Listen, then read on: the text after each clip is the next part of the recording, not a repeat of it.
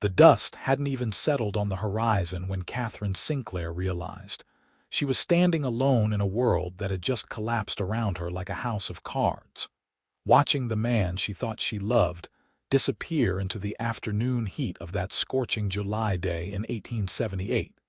His horse's hoofbeats fading into nothing more than a memory and a promise broken beyond repair. She pressed one trembling hand against her still flat stomach, the other gripping the porch rail of the small boarding house in Steins Pass, New Mexico, where she had been living for the past 8 months, working as a seamstress to save money for the life she thought they would build together. Thomas had arrived that morning with flowers, his smile bright and his words sweet as honey, talking about the ranch he was going to buy up north, the house he would build, the future that stretched before them like an endless prairie. She had waited until after lunch, until they were sitting in the small parlor with its faded wallpaper and worn furniture, until her courage had finally overcome her fear. The words had tumbled out awkwardly, her hands twisting in her lap as she told him about the baby, about the new life growing inside her, about how they would need to marry sooner than they had planned. The change in his face had been immediate and terrifying. The warmth had drained from his eyes like water through a sieve, replaced by something cold and calculating.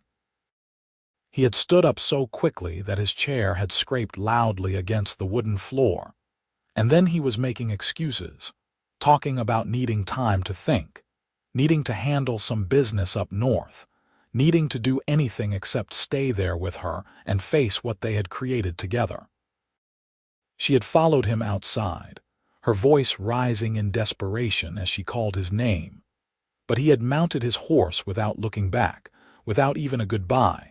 And then he was riding away from Steins Pass, from her, from their child, riding like the devil himself was chasing him instead of a woman who carried his baby and his broken promises. Katherine stood on that porch for a long time after he disappeared, her eyes dry despite the tears that wanted to come, her body numb despite the desert heat that pressed down on everything like a heavy blanket. The town around her continued its afternoon routine, oblivious to her devastation. A wagon rattled past on the dusty main street, its driver calling out a greeting she couldn't bring herself to return. Somewhere down the road, a dog barked, and the sound of hammer against metal rang out from the blacksmith shop. She was 22 years old, unmarried, pregnant, and utterly alone in a territory that had little mercy for women in her situation. Her parents were dead, buried back in Missouri after the fever had taken them 3 years ago. Her only brother had gone west to California, searching for gold that probably didn't exist, and she hadn't heard from him in over a year. She had come to Steins Pass because it was far enough from her old life to represent a fresh start, but close enough to civilization that she could find work and build something new. That fresh start now felt like a cruel joke. The boarding house door opened behind her, and Mrs. Harriet Delaney stepped onto the porch, her round face creased with concern. She was a widow in her 50s who ran the establishment with a firm hand but a kind heart, and she had been good to Katherine since the day she had arrived looking for a room and work. "Katherine, dear, are you all right?" I couldn't help but notice that young man leaving in quite a hurry. Katherine turned to face her landlady, and something in her expression must have given everything away, because Mrs. Delaney's concern deepened into understanding, and then into a fierce protective anger that made her eyes flash. "Oh, my dear girl, come inside and tell me everything." They sat in the small kitchen at the back of the house, away from the other boarders, and Katherine told her everything. About Thomas, about the promises he had made, about the baby, about how he had run the moment he learned the truth. Mrs. Delaney listened without interrupting, her lips pressed into a thin line, her hands occasionally reaching out to pat Katherine's arm in comfort. When the story was finished, Mrs. Delaney sat back in her chair and shook her head slowly. Men like that are cowards, plain and simple. But you're strong, Katherine, stronger than you know. We'll figure this out together. How? Katherine's voice was barely above a whisper. How can I figure this out? I'm unmarried, I'm pregnant, and I'm living in a boarding house. No respectable family will want me to sew for them once they find out. I'll lose everything. Now, you stop that kind of talk right this instant, Mrs. Delaney said firmly. You're not the first woman to find herself in this situation, and you won't be the last. This baby is innocent, and you are not responsible for one man's cowardice. We'll keep this quiet as long as we can, and we'll make plans. Maybe you could go somewhere new, somewhere nobody knows you, and claim to be a widow.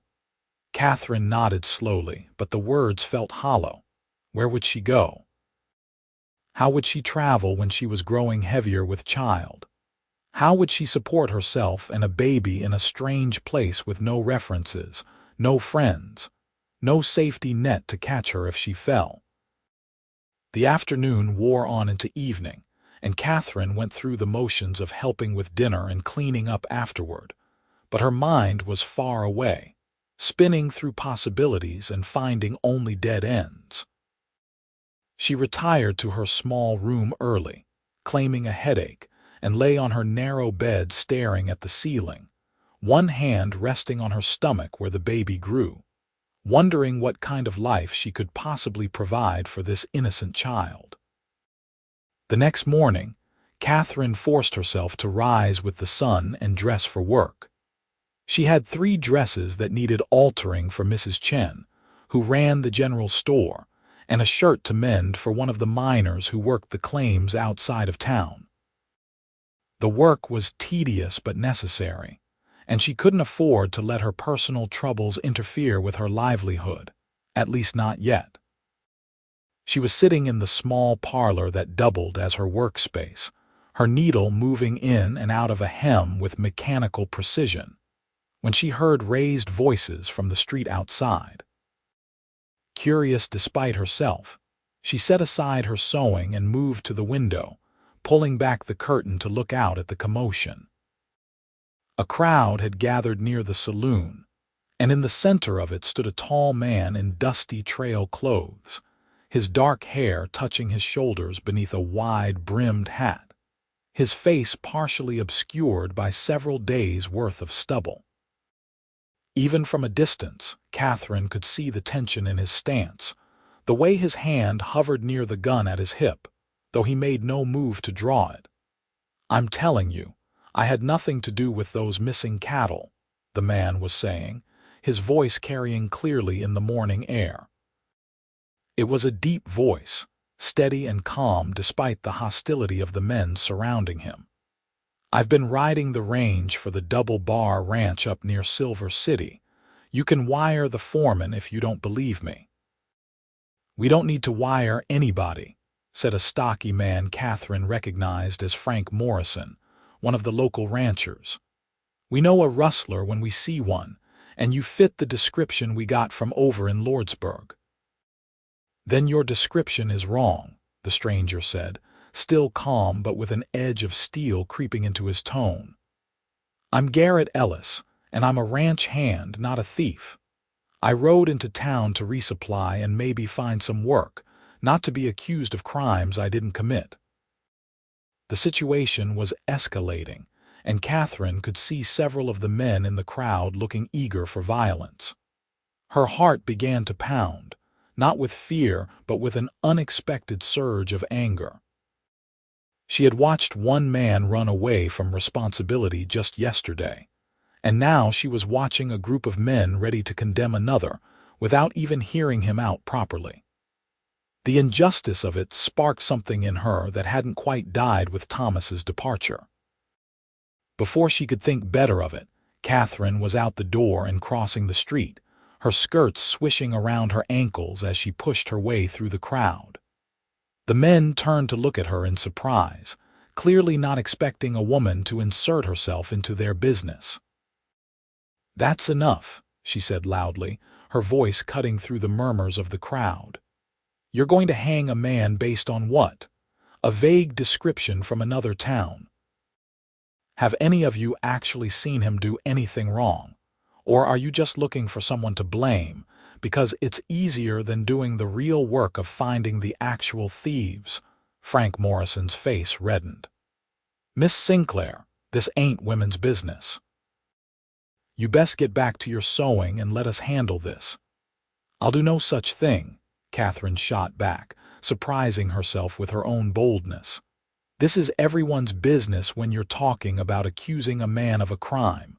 Where's Sheriff Williams? Why isn't he here handling this properly? Sheriff's gone to Las Cruces for the week, another man said. Won't be back until Sunday. Then all the more reason to exercise some caution and common sense, Katherine said. She turned to face the stranger directly for the first time, and found herself looking into a pair of hazel eyes that regarded her with surprise, and something that might have been gratitude. Up close, she could see that he was probably in his late 20s, with a strong jaw and weathered features that spoke of a life spent outdoors. There was something solid about him, something steady, despite the tension of the moment. Mr. Ellis, you said you could provide references from the Double Bar Ranch. Yes, madam, he said, seeming slightly bemused by her intervention. Like I told these gentlemen, they can wire the foreman, a man named Jack Thornton. He'll vouch for me. Katherine turned back to the crowd. Then that's what needs to happen. Send a telegram to Silver City, ask about Garrett Ellis, and wait for a response before you do something you can't take back. Or are you all so eager for violence that you'd rather risk hanging an innocent man than wait a day or two for the truth? Her words had an effect, partly because she was a woman and they weren't accustomed to being challenged by one, and partly because what she said made sense. The bloodlust that had been building in the crowd seemed to deflate somewhat, replaced by uncertainty and, in some faces, shame. Frank Morrison wasn't ready to let it go entirely, but his tone was less aggressive when he spoke again. Fine. We'll send the telegram, but he stays where we can see him until we get an answer. He can stay in the old storage room behind the general store.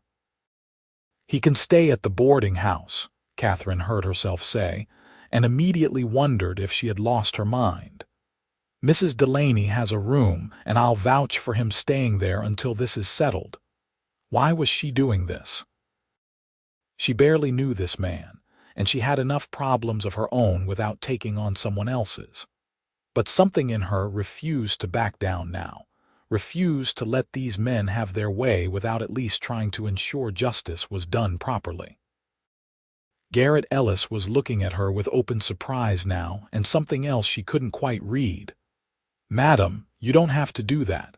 I don't want to cause you any trouble. It's already decided, Katherine said firmly, then turned to Frank Morrison. Unless you have an actual legal reason to keep him locked up, because last I checked, we still live in a country where a man is innocent until proven guilty. Morrison muttered something under his breath but waved his hand dismissively. Fine. But if he runs, it's on your head, Miss Sinclair. The crowd began to disperse, most of the men drifting back to whatever business they had abandoned when the excitement started. Katherine found herself standing in the dusty street with Garrett Ellis, suddenly very aware that she had just made a decision that was going to require explanation to Mrs. Delaney and potentially complicate her life in ways she couldn't yet predict. I appreciate what you just did, Garrett said, his voice low and sincere. That was brave, and you didn't have to put yourself out for a stranger. I couldn't stand by and watch an injustice, Katherine said, then gestured toward the boarding house. Come on. We need to get you settled and send that telegram to Silver City. As they walked back across the street, Katherine felt the eyes of the town on her, felt the weight of their speculation and judgment. She had just publicly vouched for a strange man, had invited him to stay at her boarding house, had made herself the subject of gossip that would spread through Stein's Pass like wildfire. Yesterday, she had been a respectable seamstress. Today, she was an unmarried woman defending a potential criminal. What would they say tomorrow when her pregnancy began to show? The thought made her stumble slightly, and Garrett's hand shot out to steady her elbow. "You all right, madam?" "Fine," Katherine said quickly, pulling away from his touch. "Just tired. It's been a difficult couple of days, Mrs." Delaney's reaction to Katherine's announcement was about what she expected. The older woman's eyebrows climbed toward her hairline, and she pulled Katherine aside into the kitchen while Garrett waited in the front hallway. "Katherine Sinclair, have you completely lost your senses? You don't know this man from Adam, and you've just invited him to stay here." "He's innocent, Harriet," Katherine said, using the woman's first name for the first time since she had known her. "I can feel it. And those men were going to hurt him, maybe even kill him, just because they needed someone to blame. I couldn't let that happen." Mrs. Delaney studied her face for a long moment, then sighed deeply.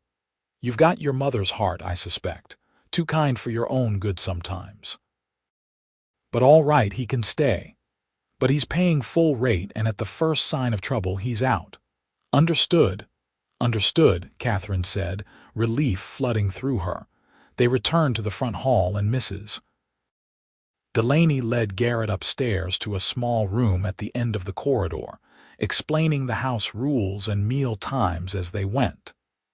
Katherine stood at the bottom of the stairs, listening to their voices fade, wondering again what had possessed her to get involved. Later that afternoon, Katherine accompanied Garrett to the telegraph office, which occupied a corner of the general store. Mrs. Chen was behind the counter, her sharp eyes taking in every detail of them arriving together, and Katherine could practically see the wheels of gossip turning in the woman's mind. "Need to send a telegram to Silver City," Garrett said, pulling some coins from his pocket. "To the Double Bar Ranch. Attention, Jack Thornton." Mrs. Chen took the money and pushed a piece of paper and a pencil across the counter. "Write out your message here." Garrett bent over the paper, his hand moving in careful, deliberate letters. Katherine found herself watching him, noting the way his fingers gripped the pencil, the concentration on his face. When he finished, he pushed the paper back across the counter. "Mrs. Chen, read it aloud, as was her custom, making sure the message was clear before she sent it. "Garrett Ellis in Stein's Pass stop accused of cattle rustling stop need confirmation of employment and character stop please respond immediately stop." "That should do it," Garrett said. "Response might take a day or two depending on how busy the lines are," Mrs. Chen said, already moving to her telegraph key.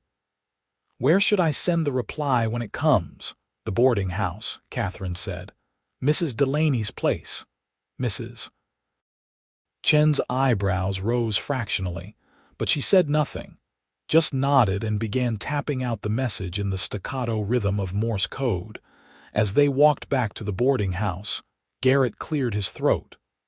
"Miss Sinclair, can I ask why you helped me back there? You don't know me, and you put yourself in the middle of something that could have turned ugly." Katherine thought about how to answer that. How could she explain that watching him stand accused had somehow been the final straw after watching Thomas ride away? That she had been so angry at the injustice of her own situation that she couldn't bear to see another injustice happen right in front of her. "Because it was the right thing to do," she said finally.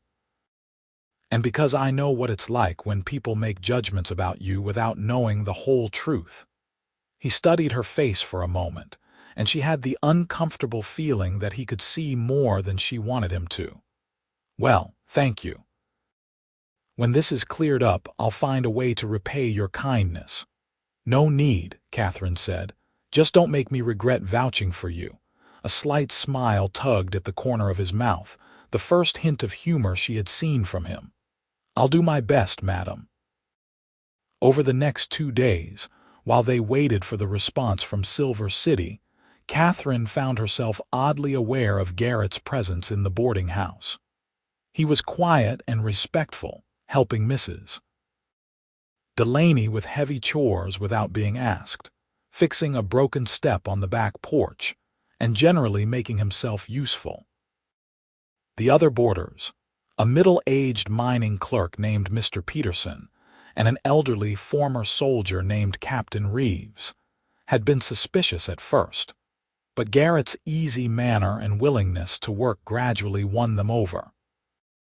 Katherine tried to keep her distance, focusing on her sewing work and avoiding unnecessary conversation, but it proved difficult. The boarding house wasn't large, and they inevitably crossed paths at meals and in the common areas. And despite her best intentions, she found herself drawn into conversation with him more than once. It started small, discussing the weather or the quality of Mrs. Delaney's cooking, but gradually the conversations deepened. Garrett talked about growing up on a small ranch in West Texas, about losing his parents to a Comanche raid when he was 16, about drifting from one ranch job to another for the past decade, never quite finding a place to call home. There was a loneliness in him that Katherine recognized because she felt it herself, a sense of being adrift in a world that kept moving forward whether you were ready or not. She told him less about herself, keeping her secrets close, but she shared small details. Her parents' death, her brother's disappearance west, her work as a seamstress.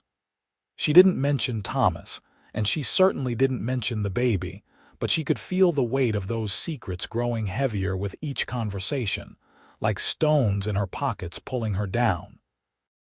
On the morning of the third day, Mrs. Chen's son arrived at the boarding house with the telegram from Silver City.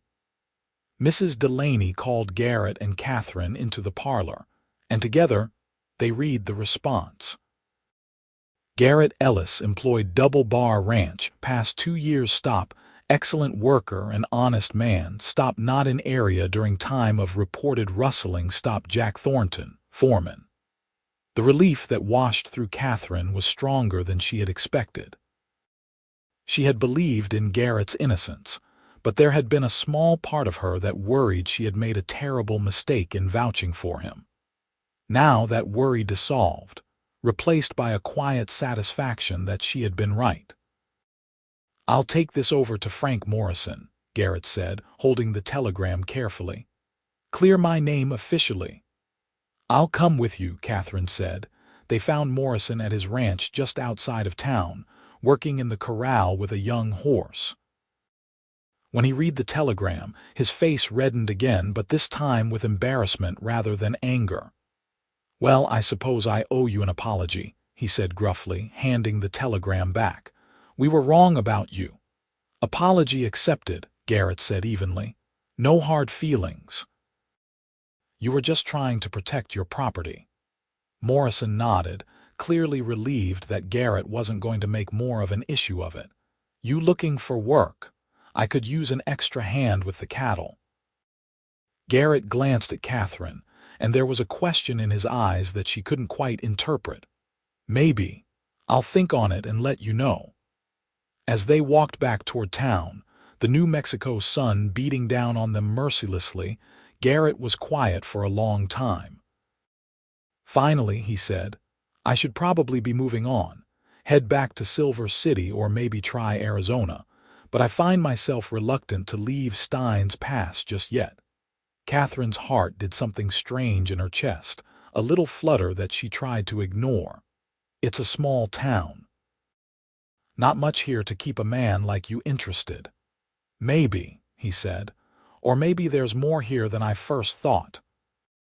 They walked the rest of the way in silence, but Katherine was acutely aware of him beside her, of the way his boots matched pace with her steps, of the occasional brush of his arm against hers when the path narrowed.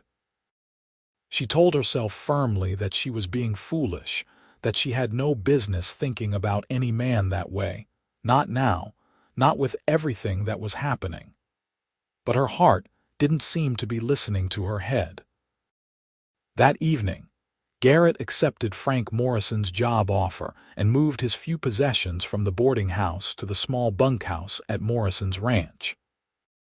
Katherine told herself she was relieved to have him gone, to have one less complication in her life, but the boarding house felt emptier without him, and she found herself listening for his voice at meals and disappointed when he wasn't there.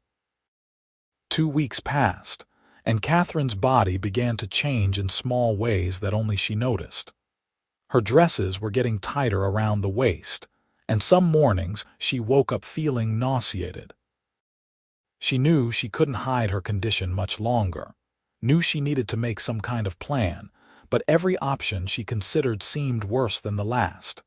Then Garrett started showing up at the boarding house in the evenings after his work was done, always with some excuse.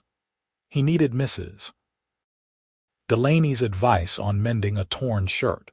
He wanted to return a book Captain Reeves had loaned him. He was hoping for a slice of Mrs. Delaney's famous apple pie. The excuses were transparent, but nobody seemed to mind. Mrs. Delaney clearly liked him, and even crusty old Captain Reeves had taken to playing checkers with him in the parlor.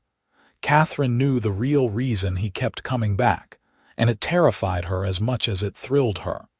He was coming to see her. She could see it in the way his eyes sought her out when he entered a room, in the way he maneuvered conversations to include her, in the way he lingered when it was time to leave.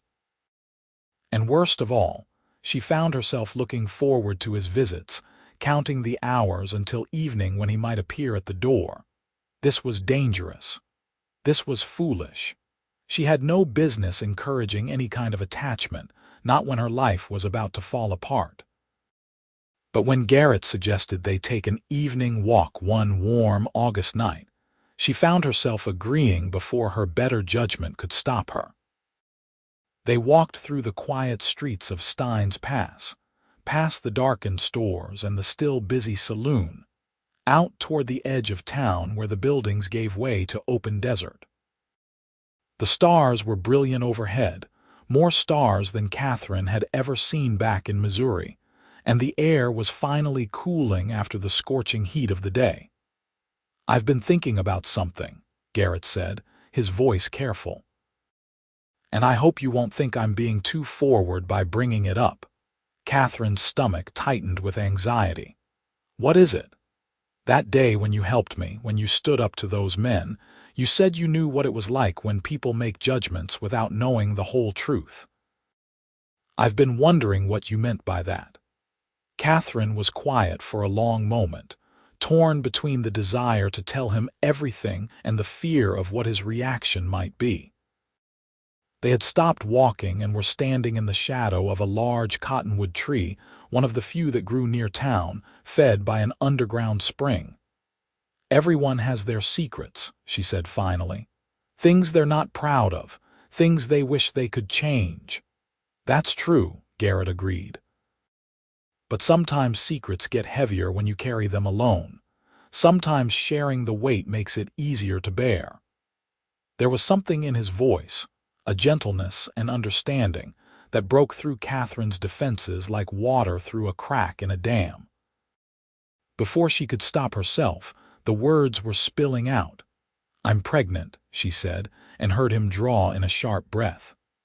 "The baby's father, Thomas, he rode off when I told him, just got on his horse and left. That was the day before you arrived in town, the day before I helped you.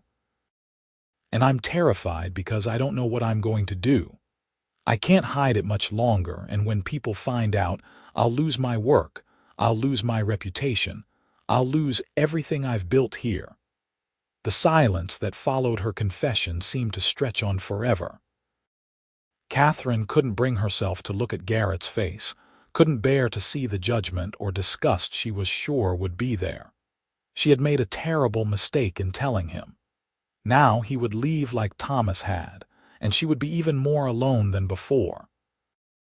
But instead of backing away, Garrett stepped closer. His hand reached out slowly, as if afraid to startle her, and gently touched her chin, tilting her face up so she had to meet his eyes. What she saw there wasn't judgment or disgust. It was anger, but not at her. At Thomas, at the situation, at the injustice of it all. "That man is a fool and a coward," Garrett said, his voice low and fierce. "Any man who would abandon a woman carrying his child doesn't deserve to be called a man at all." "I was foolish to trust him," Katherine said, tears beginning to blur her vision.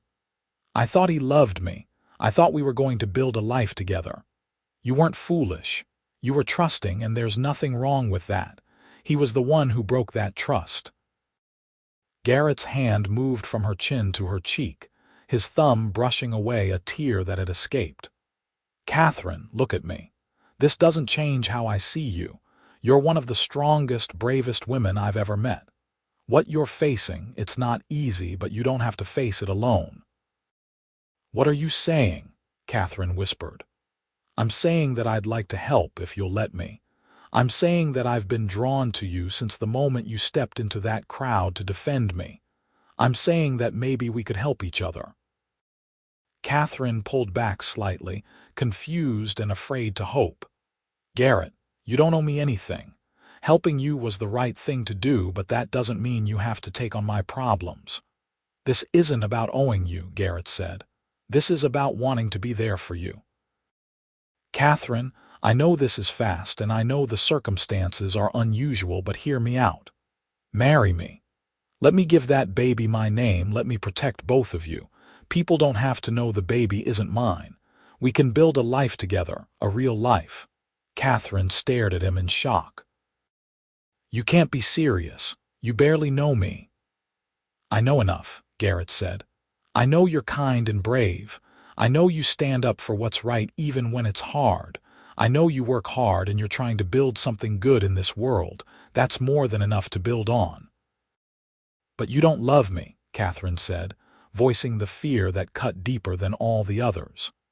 "You're offering this out of pity or obligation, and that's not fair to you. You deserve someone who you actually want to be with." Garrett's hands moved to her shoulders, holding her gently but firmly. "Katherine, I won't lie to you and say I'm in love with you yet. We haven't known each other long enough for that. But I feel something for you, something real and something that could grow into love if we give it a chance. And more than that, I admire you. I respect you. That's a better foundation than a lot of marriages start with." "This is crazy," Katherine said, but she could feel her resistance weakening. The idea of not having to face this alone, of having someone to stand beside her, was almost too tempting to resist. "Maybe it is crazy," Garrett agreed. "But sometimes the crazy choices turn out to be the right ones. Think about it, Katherine. Really think about it. You need security and protection for you and your baby. I need a reason to stop drifting and put down roots somewhere. We could help each other. And who knows? Maybe what starts as convenience could turn into something more." Katherine closed her eyes, her mind spinning. This was happening too fast, it was too much, but what other choice did she have? She could try to hide her pregnancy for another month or two, but eventually the truth would come out and she would be ruined. She could leave Stein's Pass and try to start over somewhere else, claiming to be a widow, but that would be hard and lonely and uncertain. Or she could accept Garrett's offer, this strange and unexpected gift that had appeared in her darkest moment. "I need time to think," she said finally. "Take all the time you need," Garrett said. "But Katherine, whatever you decide, I want you to know that my offer is genuine. I'm not going to disappear like Thomas did. I'll be here." They walked back to the boarding house in silence, but it was a different kind of silence than before, weighted with possibility rather than awkwardness. When they reached the porch, Garrett took her hand briefly and squeezed it gently. "Good night, Katherine. Think about what I said." She watched him walk away into the darkness, his figure gradually blending with the shadows until he was gone. Then she went inside, climbed the stairs to her room, and sat on her bed for a long time, her hand resting on her stomach, thinking about impossible choices and unexpected chances. Mrs. Delaney found her the next morning sitting at the kitchen table, still in her nightgown, staring at a cup of tea that had long since gone cold. The older woman took one look at her face and sat down heavily in the opposite chair. "All right, child, tell me what's happened now." So Katherine told her everything. About the conversation with Garrett, about his proposal, about the impossible choice she now faced. Mrs. Delaney listened with the same patient attention she had shown before, and when Katherine finished, she reached across the table and took her hand. "That young man has a good heart," she said. "I could see that from the moment he started helping around the house without being asked. But Katherine, you need to be sure about this. Marriage is a big step, even under the best circumstances. Are you prepared to spend your life with a man you barely know?" "I don't know," Katherine admitted. "But Harriet, what other choice do I have? You've been so kind, but I know you can't let me stay here indefinitely once people find out about the baby. And where else can I go? What else can I do?" "You could have the baby and give it up for adoption," Mrs. Delaney said gently. "There are families who would take a child, especially a healthy baby." The suggestion hit Katherine like a physical blow. She had thought about that option in the dark hours of the night, but every time she did, something in her rebelled against it. This was her child, a part of her, and the idea of giving it away to strangers felt wrong in a way she couldn't fully articulate. "I can't do that," she said firmly. "I won't do that. This baby is mine, and I'm going to raise it, whatever it takes." Mrs. Delaney nodded slowly. "Then maybe Garrett Ellis is an answer to a prayer. I'm not saying it will be easy, and I'm not saying you won't have your struggles. But he seems like a good man, and good men are hard to find. If you're going to make this work, though, you need to go into it with your eyes open. You need to talk to him about expectations, about what kind of life you're both looking for, about how you're going to navigate the challenges ahead." Katherine spent the rest of that day thinking about Mrs. Delaney's words, and by evening she had made her decision. When Garrett arrived at the boarding house after finishing his work at the Morrison Ranch, she asked if they could talk privately. They went back to the same spot under the cottonwood tree where they had stood the night before. "I've thought about your offer," Katherine said, her heart pounding so hard she was sure he must be able to hear it. "And I want to say yes, but I need to know some things first. I need to know what you're expecting from this marriage. Are you expecting a real marriage in every sense, or are you thinking this would be more of an arrangement, a marriage in name only?" Garrett took a moment before answering, clearly thinking carefully about his words. "I'd like it to be a real marriage eventually if that's what you want too. But Katherine, I'm not expecting anything to happen right away. You're going through a lot, and you need time to adjust and to heal from what Thomas did. I can be patient. We can take this as slow as you need. And the baby. You said you would claim it as yours, but what happens as the child grows up? Will you treat it as your own, or will there always be a distance because you know the truth?" "I'll raise that child as my own," Garrett said firmly. "Once I claim it as mine, it is mine in every way that matters. A father isn't just the man who helped create a child.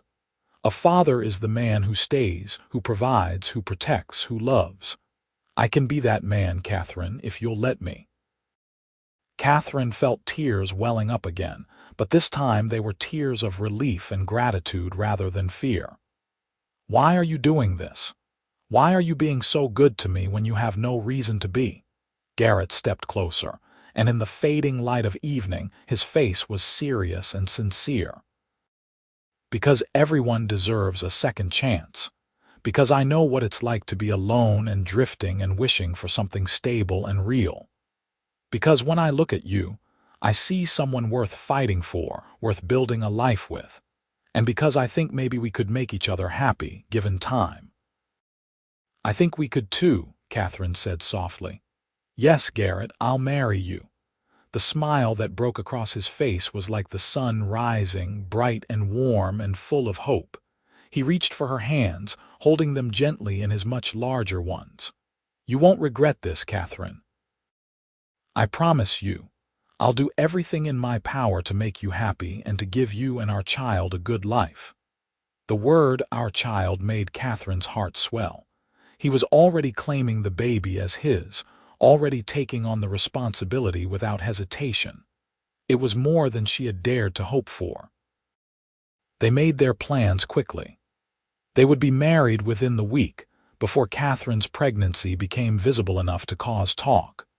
Garrett would talk to the local circuit preacher who passed through Stein's Pass monthly, and Katherine would prepare what little she needed for a wedding.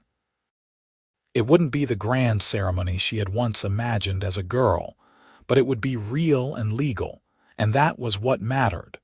The news of their engagement spread through the small town quickly. Mrs. Chen had seen them walking together in the evenings, and she wasted no time in speculating to anyone who would listen. Most people seemed pleased, if a bit surprised by the speed of the courtship. A few of the older women clucked their tongues about propriety and hasty decisions, but overall the response was positive. Frank Morrison gave Garrett a raise and promised to help him build a small house on a parcel of land near the ranch. "A married man needs a home for his wife," Morrison had said gruffly, "and you're a good worker. I'd like to keep you around." Katherine told Mrs. Delaney that she would continue taking in sewing work even after the marriage, wanting to contribute financially and knowing they would need every penny with a baby coming. The older woman hugged her tightly and promised to send work her way and to help with the baby when it arrived. The wedding took place on a Thursday afternoon at the small church at the edge of town. Katherine wore her best dress, a simple blue cotton that she had carefully altered to be a bit looser in the waist. She carried a small bouquet of wildflowers that Garrett had picked that morning, and her hair was pinned up with a comb that had belonged to her mother. Garrett stood at the front of the church in a new shirt that he had bought specially for the occasion, his hair neatly trimmed and his face cleanly shaved. When Katherine walked down the short aisle toward him, his face lit up with such genuine happiness that she felt her own doubts and fears recede a little. Mrs. Delaney stood beside her as a witness, and Frank Morrison stood beside Garrett. Captain Reeves and Mr. Peterson sat in the front pew, along with a handful of other townspeople who had decided to attend. The ceremony itself was brief and simple, the preacher reading the traditional vows and pronouncing them husband and wife with an efficiency born of years of practice. When Garrett kissed her for the first time as her husband, it was gentle and respectful, a promise rather than a demand. Katherine felt a warmth spread through her chest, a feeling she hadn't experienced since before Thomas had ridden away. Maybe this could work. Maybe they could build something real together. The small house that Frank Morrison helped Garrett build was ready by early September. It was simple, just 3 rooms and a small porch, but it was sturdy and well-made, with glass windows and a solid door and a roof that wouldn't leak when the autumn rains came. Garrett had worked on it every evening after finishing his ranch duties, and several of the other ranch hands had pitched in to help. Katherine moved her few possessions from the boarding house, feeling both excited and nervous about this new phase of her life. She arranged her sewing supplies in one corner of the main room, hung curtains she had made from fabric Mrs. Chen had given her as a wedding present, and tried to make the small space feel like a home. Living with Garrett was strange at first.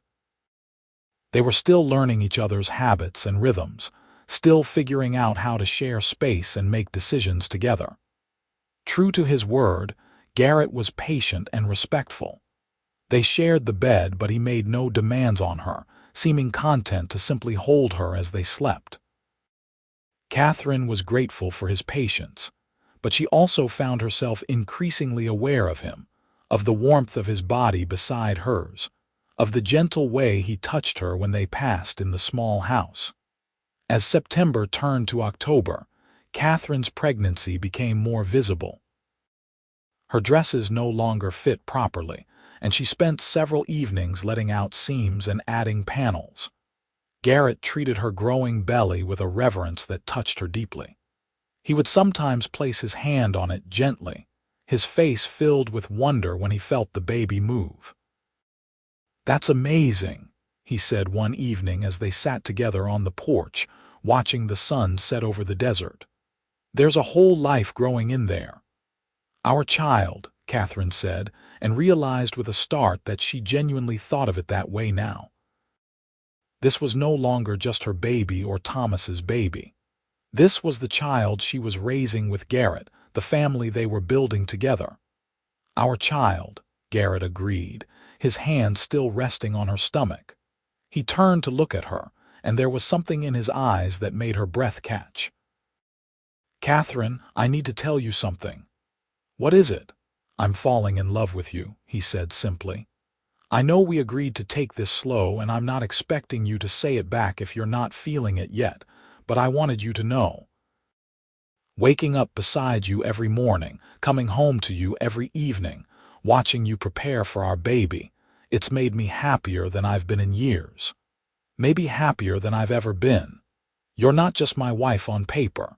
You're becoming the person I care about most in this world." Katherine felt tears spring to her eyes, but they were happy tears this time. "Garrett, I'm falling in love with you too. I didn't think it was possible, not after what Thomas did, not this fast. But you've been so kind and so patient and so good to me. You make me feel safe and valued and cared for. I don't know when exactly it happened, but somewhere along the way, this stopped being just a convenient arrangement and became real." Garrett leaned in and kissed her, and this kiss was different from the gentle peck at their wedding. This kiss was deep and warm and full of all the feelings they had been holding back. When they finally pulled apart, both breathing heavily, Garrett rested his forehead against hers. "I want this to be a real marriage in every way," he said. "But only if you want that too. Only if you're ready." "I'm ready," Katherine whispered. "I want you, Garrett. I want this to be real." That night they came together as husband and wife in truth, and Katherine discovered that physical intimacy with someone who truly cared about her was completely different from what she had experienced with Thomas. Garrett was tender and attentive, making sure she was comfortable and happy, treating her like something precious. Afterward, they lay tangled together in the darkness, and Katherine felt a contentment she had never known before. "Thank you," she said softly. "For what?" Garrett asked, his hand stroking her hair gently. "For staying. For not running when things got difficult. For choosing to be here with me." "There's nowhere else I'd rather be," Garrett said. "You and this baby, you're my family now. That means something to me." The winter months passed in a blur of preparation and anticipation. Katherine sewed tiny clothes for the baby, hemmed and smocked and embroidered with care. Garrett built a cradle from smooth pine, sanding it until there were no rough edges that could hurt delicate baby skin. They chose names together, deciding on Grace for a girl and Gabriel for a boy, and argued good-naturedly about which they hoped it would be. Mrs. Delaney visited often, bringing supplies and advice and encouragement. She had become something of a grandmother figure to both of them, and Katherine was grateful for her steady presence. The older woman showed Katherine how to fold diapers, how to prepare for nursing, how to handle all the practical aspects of caring for a newborn that Katherine had never learned from her own mother. The baby arrived on a cold February night in 1879, announcing its presence with a fierce determination that Katherine found both exhausting and exhilarating. Mrs. Delaney served as midwife, with Garrett pacing anxiously in the next room until the older woman finally called him in to meet his daughter. Grace Ellis was tiny and perfect, with a shock of dark hair and eyes that would eventually turn the same hazel as Garrett's. He held her with a mixture of terror and awe, his large hands cradling her carefully as if she might break. "She's beautiful," he said, his voice choked with emotion. "She looks like you, Katherine." "She looks like herself," Katherine said, exhausted but happy. "She looks perfect." Garrett leaned down and placed a gentle kiss on Grace's forehead, then looked at Katherine with tears in his eyes. "Thank you for trusting me with us. I promise you, I'll be the best father I can be." And he was. From the first night when Grace woke them with her cries, Garrett was there, helping change diapers, walking the floor with her when she was fussy, marveling at every tiny milestone. He never once treated her as anything other than his own daughter.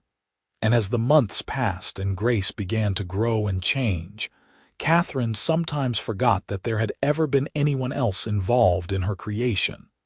The town of Steins Pass accepted the baby without question. Katherine's careful alterations to her dresses and the timing of her marriage had worked well enough that most people assumed the baby had simply come a bit early. If there were whispers or speculation, they never reached Katherine's ears, or if they did, she didn't care. She was too happy, too consumed with her new family to worry about gossip. Life settled into a comfortable rhythm. Garrett continued working for Frank Morrison, taking on more responsibility as the ranch grew. Katherine took in sewing when she could manage it around caring for Grace, contributing to their household income and maintaining her independence. They weren't wealthy by any means, but they were comfortable and content. As Grace grew from a tiny infant into a chubby, smiling baby, and then into a curious toddler, Katherine watched Garrett with her and fell more deeply in love with him every day. The way he let Grace tug on his hair and poke at his face, the way he sang her silly songs and made her giggle, the way he protected her fiercely, but also encouraged her to explore and learn. All of it showed Katherine that her decision to marry him had been the right one.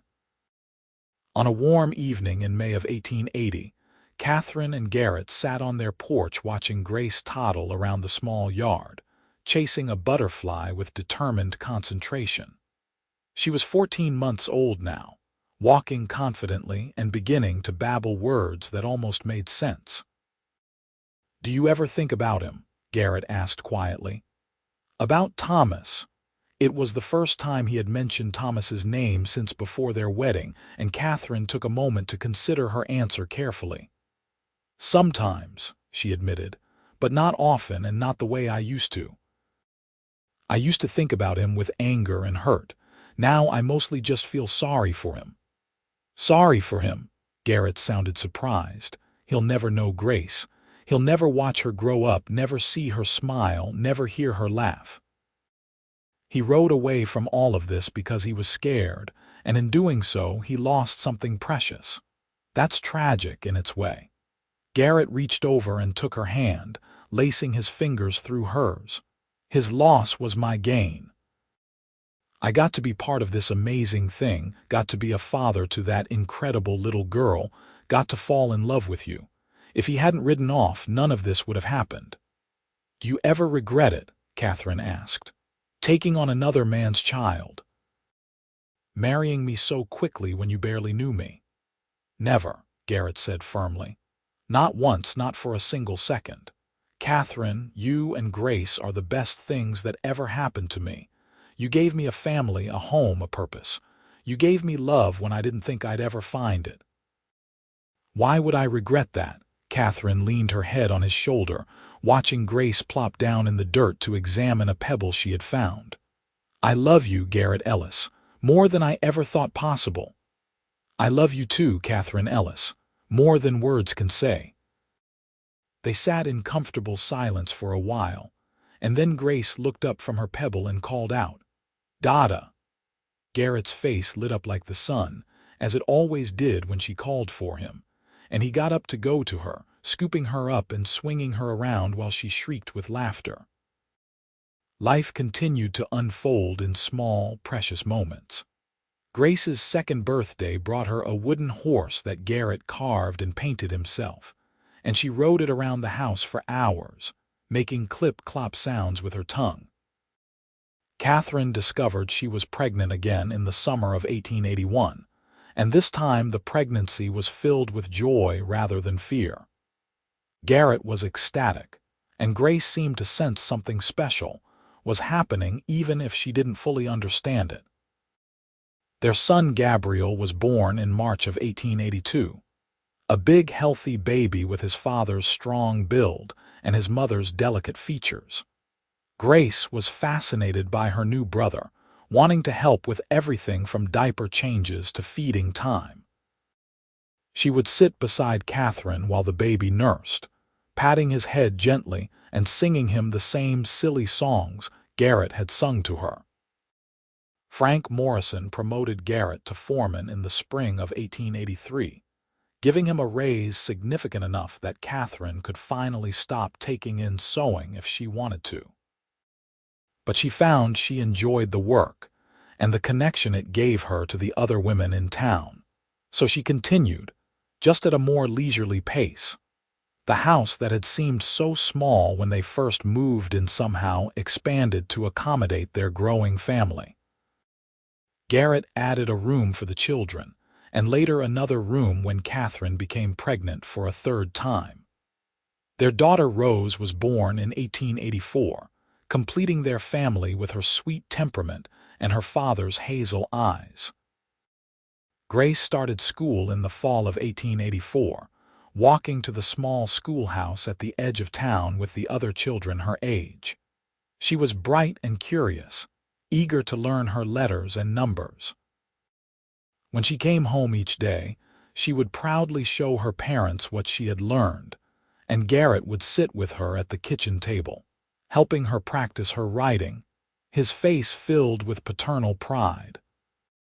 Katherine sometimes thought about that terrible day when Thomas had ridden away, but the memory had lost its power to hurt her.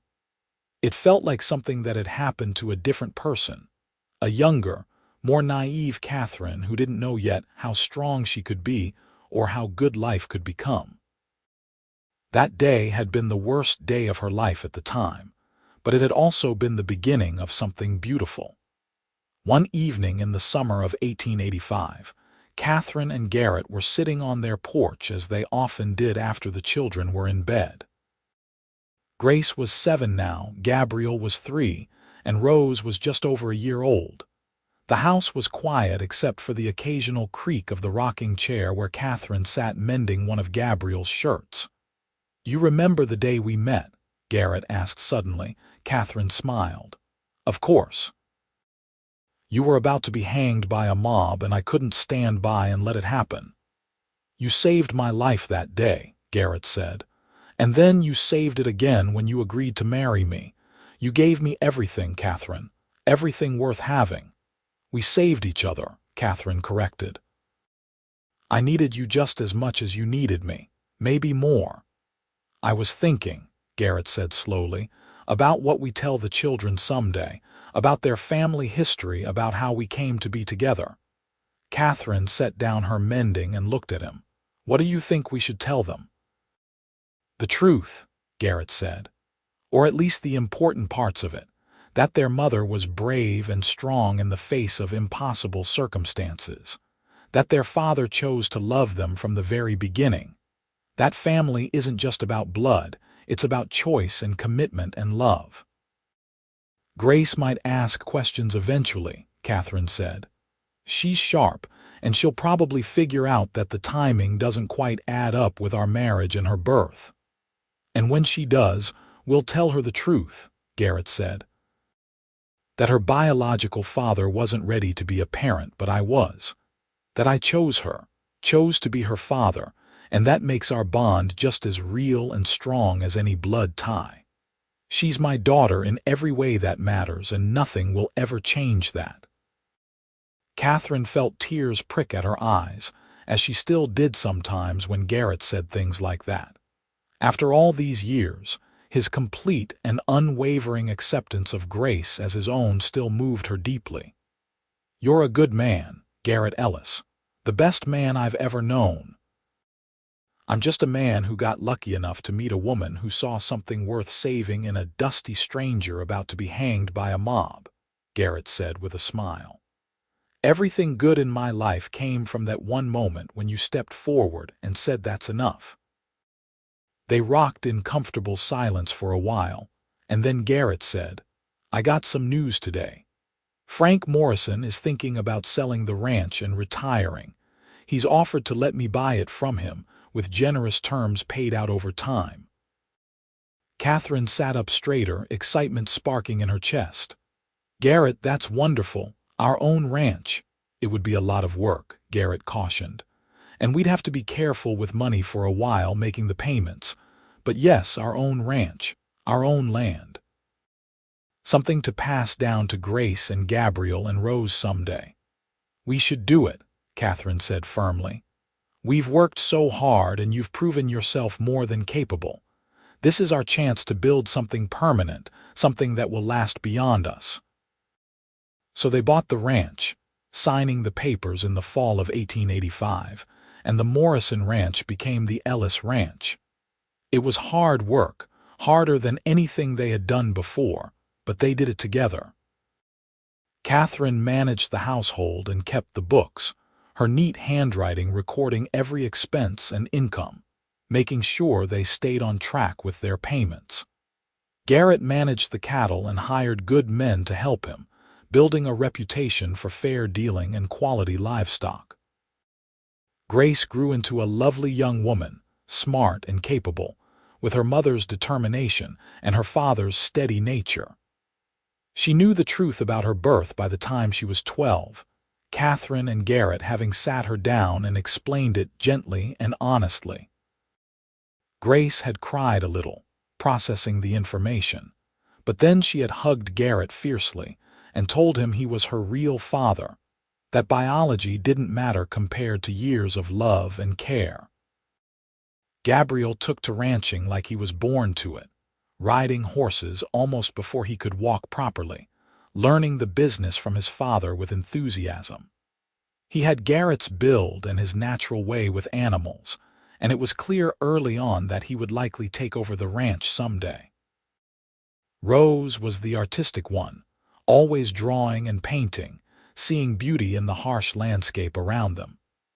She filled the house with her artwork, and Katherine encouraged her talent, remembering her own need for creative expression through her sewing. The years passed in the way years do, marked by small celebrations and occasional hardships, by births and deaths and all the ordinary moments that make up a life. Mrs. Delaney passed away peacefully in 1890, and Katherine mourned the loss of the woman who had been like a mother to her. Captain Reeves followed a year later, and then Mr. Peterson, the small boarding house family scattering as time moved relentlessly forward. But the Ellis family continued to grow and thrive. Grace married a kind young man named Peter Hartley in 1895. A teacher who had come to Stein's, passed to work at the growing school. They gave Katherine and Garrett their first grandchildren, twin girls who looked so much like Grace that Katherine sometimes felt like she was looking at the past and future all at once. Gabriel married a rancher's daughter from a neighboring property, expanding the Ellis holdings and strengthening their position in the community. Rose eventually went east to study art, causing her parents no small amount of worry.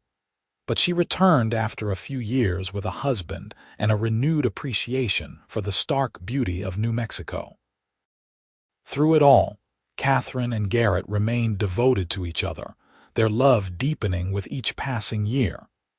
They had started their marriage as strangers making a practical arrangement, but they had built something real and lasting through choice and commitment and effort. They weathered storms together, both literal and figurative, celebrating victories and supporting each other through losses. On their 25th wedding anniversary in 1903, their children and grandchildren gathered at the ranch for a celebration. It was a warm August evening, similar to so many evenings they had spent on their porch over the years, but this time the house was full of noise and laughter and life. Grace stood up to make a toast, her own children playing around her feet. "I want to thank my parents for showing me what real love looks like. Not the easy, romantic kind that happens in storybooks, but the hard, real kind that's built day by day through choice and commitment. My father chose to love me before I was even born, and that taught me that family is about more than just blood. It's about showing up, about staying even when things are hard, about claiming your people and holding them close." Katherine felt tears streaming down her face as her daughter spoke, and when she looked at Garrett, she saw his eyes were wet too. He reached for her hand, and she took it, their fingers intertwining with the easy familiarity of decades together. "I never imagined my life would turn out this way," Katherine said softly to him. "That day when Thomas rode away, I thought my life was over. I thought I had lost everything." "Instead, you found everything," Garrett said. "We found each other." "You stayed," Katherine said, as she had said countless times over the years. "When he rode away, you stayed and claimed our child as your own. You gave us both a life I never dreamed possible. And you gave me a reason to stop drifting," Garrett said. "You gave me a home, a family, a purpose. You saved me, Katherine. In every way a person can be saved." They sat together as the party continued around them, their family spreading out across the porch and yard, and Katherine thought about the strange path that had led her here. A moment of weakness with the wrong man had resulted in Grace, who had brought Garrett into her life, who had given her Gabriel and Rose and now grandchildren. The worst thing that had ever happened to her had somehow transformed into the best thing, not because of the circumstances, but because of the choices they had made afterward. Life was strange that way, she thought, full of unexpected turns and surprising redemptions. Full of moments when everything seemed lost, followed by moments when everything fell into place. The key was to keep moving forward, to make the best choices you could with the information you had, and to never give up on the possibility of happiness. As the sun set over the New Mexico desert, painting the sky in shades of orange and pink and purple, Katherine leaned her head on Garrett's shoulder and felt perfectly content. They were older now, their hair streaked with gray and their bodies marked by years of hard work, but they were together, and they were happy, and they were surrounded by the family they had built from hope and determination and love. "I love you," she said, the words as true now as they had been the first time she had said them years ago. "I love you too," Garrett replied, kissing the top of her head. "Always have, always will." The party continued into the night, filled with music and dancing and stories told and retold, the kind of gathering that creates memories people will carry forever. Grace's twins fell asleep on a blanket under the stars, and Gabriel's son learned a new card game from his grandfather. Rose sketched the scene, trying to capture the feeling of the evening even more than the visual details. Later, after everyone had finally left or gone to bed, Katherine and Garrett took one last walk around their property. The ranch was quiet now, the cattle settled for the night, the horses sleeping in the barn. They walked hand in hand through the darkness, comfortable with each other and with the life they had built. "No regrets?" Garrett asked, as he sometimes did. "Not a single one," Katherine said, as she always replied. "You?" "Just one," Garrett said, and Katherine looked at him in surprise. He smiled at her expression. "I regret that it took me so long to find you. I wish I had known you my whole life." "We found each other when we were meant to," Katherine said. "Not a moment too soon or too late. Everything happened exactly as it needed to for us to end up here together." They returned to their house, to the bed they had shared for 25 years, and fell asleep tangled together as they always did, secure in the knowledge that whatever tomorrow brought, they would face it together. The years continued to pass, bringing more grandchildren and eventually great-grandchildren. The Ellis Ranch prospered under Gabriel's management, becoming one of the most successful cattle operations in southern New Mexico. Grace's daughters became teachers like their father, educating a new generation of children in Steins Pass. Rose's artwork gained recognition, and her paintings of the southwestern landscape hung in galleries as far away as Santa Fe and Albuquerque. Katherine and Garrett grew old together, their love never diminishing even as their bodies slowed and weakened. They celebrated 50 years of marriage in 1928, surrounded by so many descendants that they could barely keep track of all the names. It was a joyous occasion, marked by laughter and tears and countless stories about the remarkable couple who had built such an impressive legacy. When Garrett passed away peacefully in his sleep in 1931, at the age of 81, Katherine grieved deeply but without regret. They had lived a full and happy life together, had raised wonderful children, had built something lasting and good. She missed him terribly, missed his steady presence and his gentle touch and his unwavering support, but she also carried him with her in every memory, every lesson he had taught their children, every value he had instilled in their family. Katherine lived for another 5 years, spending her final years surrounded by family, telling stories about the old days, about the Wild West that had been tamed into something more civilized, but perhaps less exciting. She told her grandchildren and great-grandchildren about the day she had met their grandfather, about how he had been wrongly accused and she had stood up for him. She told them about his proposal, about how he had offered to claim Grace as his own when her biological father had run away.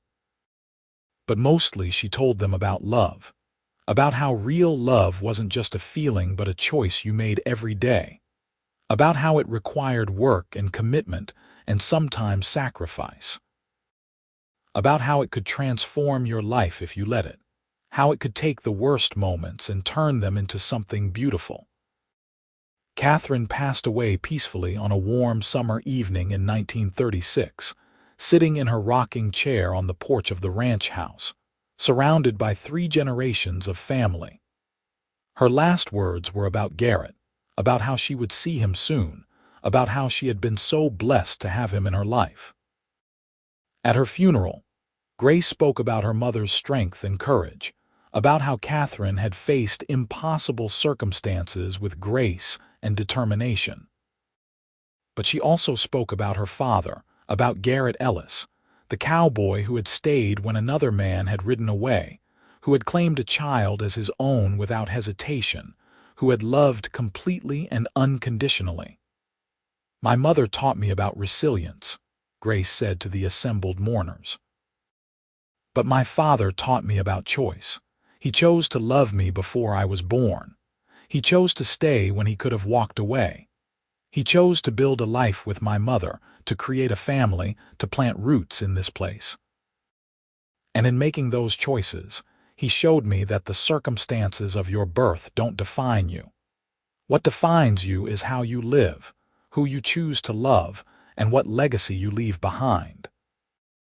The Ellis Ranch continued to thrive for generations, passed down through the family, a testament to what 2 people could build when they chose to face the world together. The story of how Katherine and Garrett met, of how their marriage began, became a family legend, told and retold, evolving slightly with each telling but always maintaining its essential truth. That sometimes the worst moments in your life can lead to the best things, if you're brave enough to stay open to possibility. And in the end, That's what Katherine and Garrett had both been. Brave enough to trust, to hope, to build something beautiful out of broken pieces. Their love story wasn't a fairy tale with a simple beginning and easy path. It was real and complicated and sometimes messy, but it was also deep and true and lasting. It was the kind of love that changes lives, not just for the two people involved, but for everyone who comes after them, everyone who benefits from the choices they made and the family they built. Years after both of them were gone, when Stein's Pass had evolved from a rough frontier town into a more modern community, people still talked about Katherine and Garrett Ellis. They talked about the ranch they had built, the family they had raised, the love they had shared. They talked about how Garrett had stayed when another man had ridden away, how he had claimed a child that wasn't biologically his, and raised her with all the love any father could give. And they talked about Katherine, about her courage and strength, about how she had stood up to a mob to defend a stranger, about how she had built a good life from the wreckage of her plans. They talked about how she had been a devoted wife and mother, a skilled seamstress, a pillar of the community. But more than anything, they talked about the love between them, the kind of love that poets write about but that so rarely exists in real life. The kind of love that weathers every storm, that grows deeper with time, that transforms two individuals into something greater than either could be alone. That love, built on trust and choice and commitment, on showing up day after day even when it was hard, on choosing to stay when it would have been easier to leave, that love was Katherine and Garrett's greatest legacy. It echoed through their children and grandchildren and great-grandchildren, a reminder that the truest love isn't always the easiest love, but it's always the most worthwhile. And so their story lived on, a testament to the power of second chances, to the strength of a man who stayed, to the courage of a woman who kept moving forward, and to the beautiful, complicated, perfectly imperfect love they built together in the wild west of New Mexico, proving that sometimes the best families are the ones we choose, and the greatest loves are the ones we work for every single day.